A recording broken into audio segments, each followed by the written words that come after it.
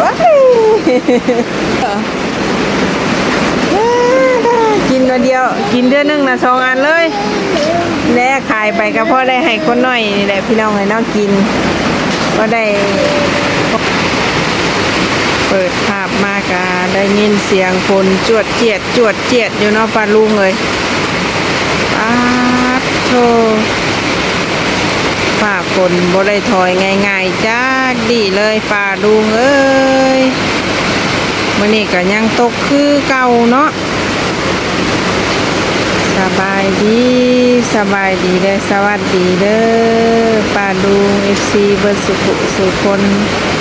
บ่ว่าสิอยู่ในประเทศและต่างประเทศเนาะปลาลุงเอ้ยก็ยินดีต้อนรับเข้าสู่ช่องแม่น้องอนุนเด้อพี่น้องเอ้ยเนาะพอกันยามบ่ายสิค่ำแล้วพี่น้องเอ้ยเนาะบ่ายแก่ๆแล้ว บ่าย2 โมงสิฮอดบ่าย3 โมงแล้วปลาลุงเอ้ยเนาะก็บ่ได้ไปทางใดคือเก่าเด้อปลาลุงเอ้ยเนาะก็ยังอยู่เฝ้าห้านคือเก่าปลาลุงเอ้ยเนาะอันหน่อยคอยทางเฮาคือเก่าเด้อปลาลุงเอ้ยโอ้ยคอยทางกับทางฝนตกซ้ำเนาะฝนตกห้ำซ้ำสมอยสมีปลาลุงเอ้ย กายกับกายแบบเฝ้าเนาะแบบนี้แหละพี่น้องสัตว์ตรวจเฝ้าแล้วหอดเพื่อนหอดชานบนที่ไผ่เนาะพี่น้องเลยถ้ามาเมื่อใดฝนตกนะแม่นบ้าเมื่อนั้นนะแม่นนับมาหอดแสนโลดพี่น้องเลยเงินก็ได้เนาะ สู่กันไปพี่น้องเลยเนาะบริจมเด้อพี่น้องเลยว่าเราสู่กันฟังเนาะคุณเอาโอ้ยไม่ตู้เอ้ยแต่ขี้บาปแล้วเนาะพี่น้องเอ้ยโอ้ยมื่อนี้ก็ได้ขายอยู่ช่วงเช้าเนาะปลาลุงเลยงานขาเขาก็ได้ขายแต่ช่วงเช้าเพราะว่าเมื่อเช้านี่ฝนบ่ได้ตกเลยเนาะแดดได้เมื่อเช้านี่พี่น้องเอ้ยบ่ได้แบบสวยมากมันตกแล้วก็มืดมากแล้วก็ตกเลยเนาะโอ้ยว่าสิบ่ตกแล้วมื้อนี้บ่ตกคือเก่า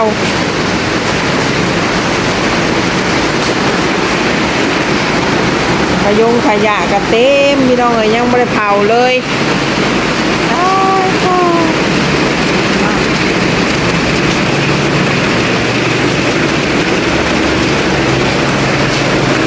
น้ำก็ยังเหลือแต่น้ำใส่ข้าบาดนี้ปลาดุงเนาะก็ธรรมดาแน่บาดจะน้ำใส่ข้าแล้วก็ไหลไปพุ่นได้พี่น้องเลยความมันค่อยไปทางนั้นได้เนาะไหลออกพุ่นพี่น้องเอ้ยมันมีทางออกอยู่ใต้เตียงหันพี่น้องเอ้ยเนาะนำใส่ค่าหันพักแล้วบานนี้ปลาดุงเอ้ยเนาะตรงนี้ก็บ่ได้เปียกบานนี้เนาะสูงโจโก้พักปัญญาบานปลาดุงเอ้ยตกใบหมักงมเพิ่น ลนไม้พ่วงผลที่ตกเลยนะพี่น้องเมื่อเช้านี่กวาดมาแล้วพวงผลที่ตกนะมันมีลมเนาะลนไหมน้องเลย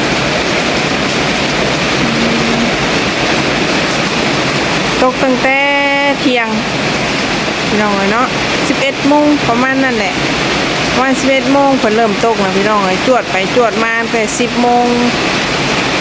วะไปวะมาอยู่บัดพอมาตกมาหอดบ่าย 2 โมงลิ้นเลยบาดนี้ ตกยาวเลยพี่น้องเอ้ยเข่าน้ำจามปลาอันจะเริ่มเดืองเลยเนาะตกให้ปลาลงมาดูเลยเนาะ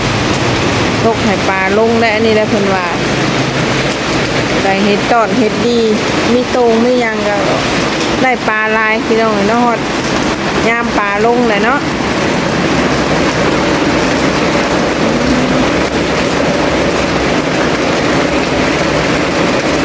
คือสีดินยาวเลยบาดปลาลุงเลยนั่นเองก็เป็นวันหยุดของคนหน่อยเฮาปลาลุงเลยเนาะประตูกับบังเอิญโทรศัพท์โทรบ่ได้ได้มาให้บ่าวแสนเบิ่งให้ร้านน้อยก็ถึงเมื่อหยุดพอดีบาดนี่โอ้ยได้เด่นโทรศัพท์บ่ได้ไปหน้าก็ได้น้องเอ้ยได้เอามาไว้เอาได้เอามาเฮือนน่ะก็บ่รอด อานนท์แม่เปิดคลิปได้ลูก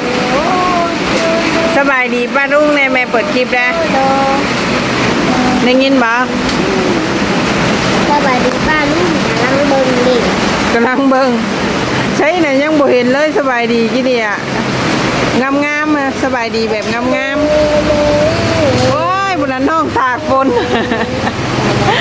เออเช้าเย็นพี่น้องเอ้ยเพิ่นมาแต่พุ่นมาจักเนาะมาเพื่อนเบาเตียงพุ่นมาจักพี่น้องเอ้ยโอ้ยม่วนเด้อเด้เมื่อวานนี่คุณตู่มาเมียนไหมแล้วก็เมียนไหมอันตีข้านนะพี่น้องเอ้ยเนาะแล้วก็เอาโทรศัพท์มาแปลงเลยแล้วเบาสุปารุ่งฟังอยู่ได้หมักซิปจักคะแนนแล้วได้จักอันแล้วหมักซิปนะสี่อันแล้วได้สี่อันแล้วเราปลาลุงไงเนาะเราซื้อเพิ่งกระว่าโยว่าเห็ดแล้วก่อนโม่จ้ะเวลาเห็ดดันเขียนกับผ้าเห็ดผ้าแล้วมันว่าพี่น้องเลยเนาะอยู่น้ำเมย์2 มื้อแล้วบ่ได้ไปหน้าพี่น้องเพิ่นเห็นฝนตกแน่เพิ่นก็ได้บ่ได้แอบไปหน้าเนาะถ้าว่าบ่เห็นฝนตกนี่คือสิแอบไปหน้าหั่นแหละพี่น้องเอ้ยจะเป็นวันหยุดเลยเนาะตอนแรกกะว่าถ้าฝนบ่หยุดถ้าฝนบ่ตกก็ว่าสิไปเบิ่งอยู่หน้านะพี่น้องเอ้ยได้ยินประตูว่าเขาเรืองแล้วว่าซั่นเนาะแล้วบัดฝนตกซ้ำพี่น้องบ่ได้ไปซ้ำเอ้ยไปใส่เด้เนาะสาวเต้าสาวบางนาวเนาะสาวบางนาวออกมาเฮือนตู้ซิด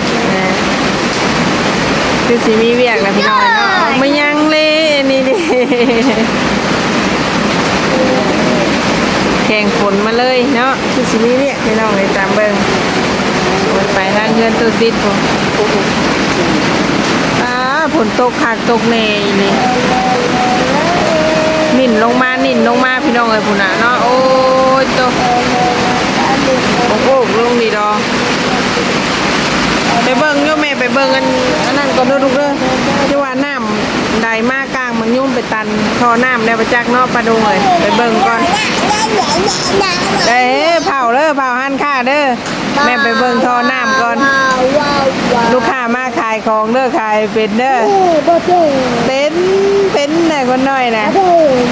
ตัดผมช่วงใหม่บ้านนี่มาดูไงเฮ้ยบอกดีนึกว่า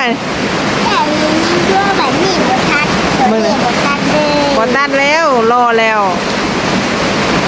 มาเบิ่งโทรน้ำก่อนมาดูหน่อยเนาะไหลอยู่บ่โอ้ไหลอยู่ไหลเรื่อยๆอยู่ปลาเพิ่นบืนมาหนีได้มื้อน่ะเนาะมาดูเลยโอ้ยคุณน่ะนี่แกบ่ไหลมาโอ้หญ้ามาตัน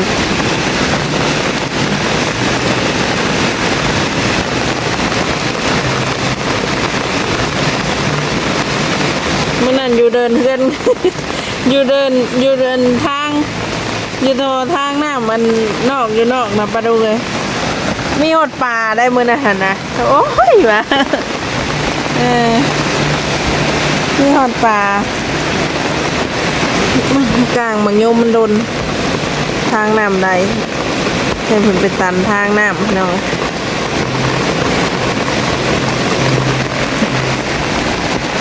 มาเบิ่งข้างนอกอยู่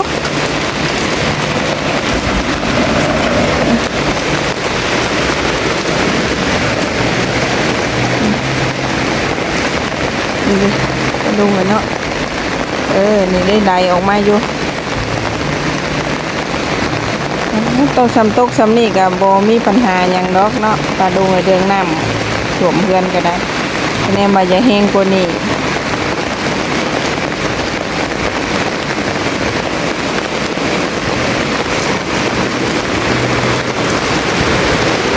โอเค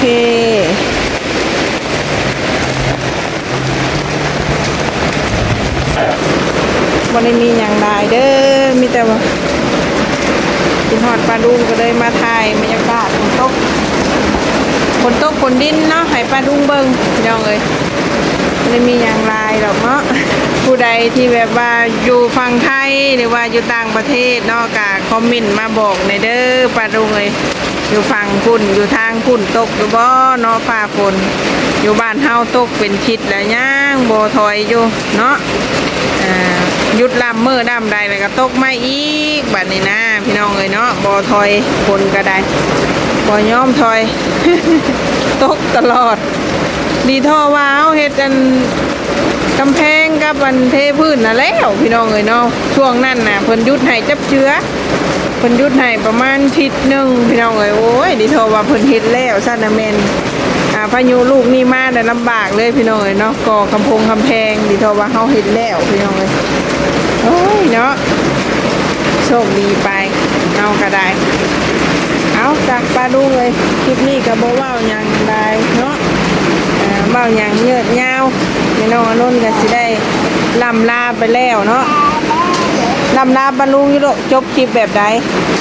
สบายดีจ้าลูกอยากกินขนม เอ้า ว้ายจะกินขนมไหมเป็นห้านขายขนมยังว่าอยากขนมเยอะกินตัวเดียวกินเดือนนึงนะ2 อันเลยแล้ขายไปก็พอได้ให้คนน้อยนี่แหละพี่น้องให้น้องกินก็ได้พอได้กินเนาะถ้าว่าขายดีก็อยู่ได้น้ำอยู่พี่น้องถ้าขายบ่ค่อยดีก็พอได้แต่ให้คนน้อยกินนี่แหละ เอาบอกปลาดุงอยู่ไปเด้อเด้อสอกพ่อกันไหม